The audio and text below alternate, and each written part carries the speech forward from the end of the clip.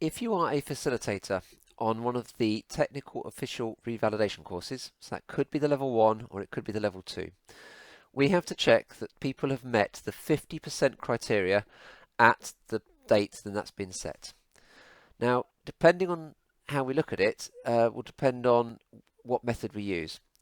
If I go to the progress bar for the mandatory modules and I go to overview of students, each of these blue boxes represents a module, and as the modules are completed these turn green and we get the progress here showing as a percentage.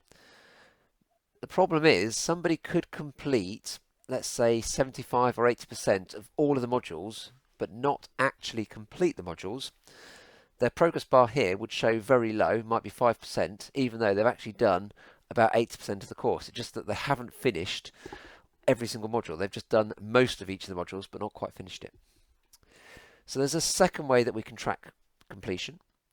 If I go back to the course page and I go to the course completion percentage button that appears at the top,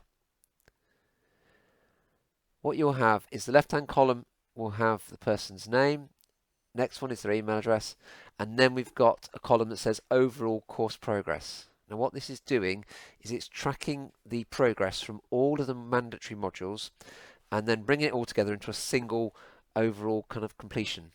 So the value here will be slightly different to the one that appears in the progress bar, and it can be another way of gauging completion.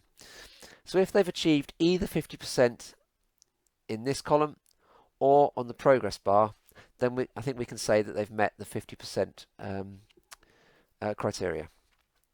Now there's a couple of things that we can do. If you click on the arrows that appear within this column, we can change the order so that we can actually order, and in this case it's showing the highest percentage at the top and the lowest at the bottom. If I click again, it will reverse it.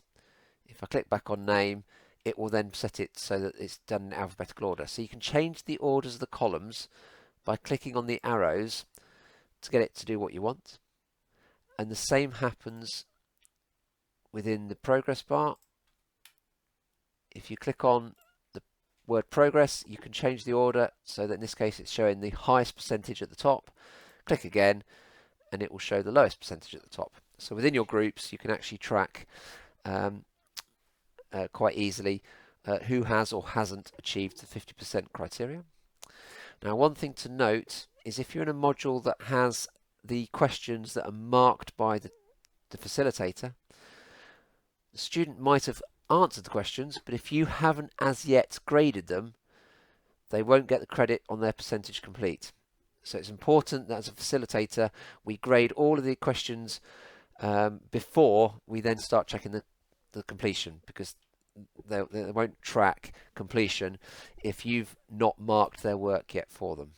The quizzes are fine because that's marked by the computer. It's just the ones that require you as a facilitator to mark manually.